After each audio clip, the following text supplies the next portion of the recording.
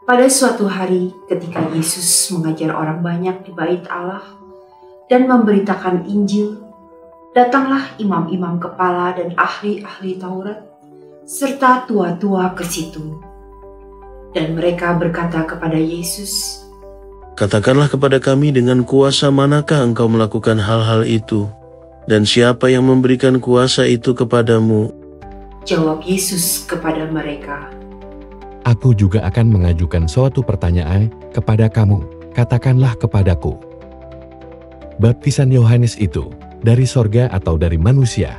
Mereka mempertimbangkannya di antara mereka dan berkata, Jikalau kita katakan, dari sorga ia akan berkata, "Mengapakah kamu tidak percaya kepadanya?" Tetapi jikalau kita katakan, dari manusia, seluruh rakyat akan melempari kita dengan batu, sebab mereka yakin bahwa Yohanes adalah seorang nabi. Lalu mereka menjawab bahwa mereka tidak tahu dari mana baptisan itu.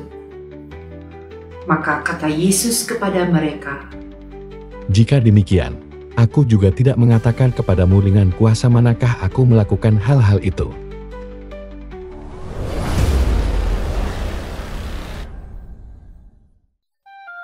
Lalu Yesus mengatakan perumpamaan ini kepada orang banyak.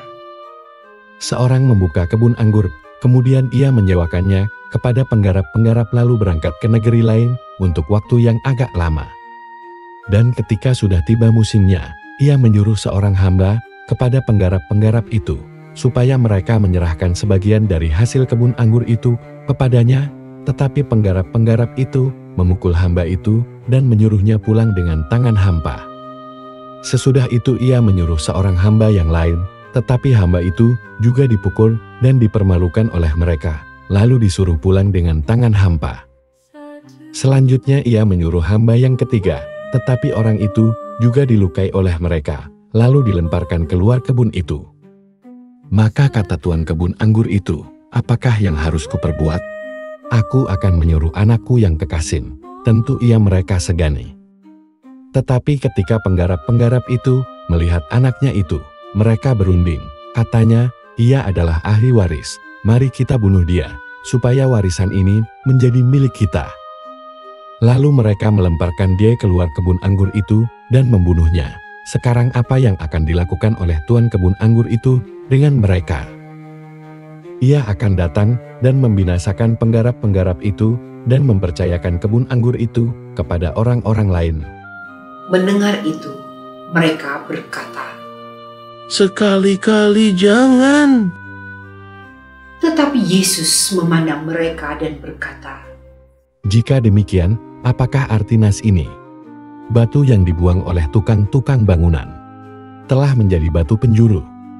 Barang siapa jatuh ke atas batu itu, ia akan hancur, dan barang siapa ditimpa batu itu, ia akan remuk." Lalu ahli-ahli Taurat dan imam-imam kepala berusaha menangkap dia pada saat itu juga. Sebab mereka tahu bahwa merekalah yang dimaksudkannya dengan perumpamaan itu. Tetapi mereka takut kepada orang banyak.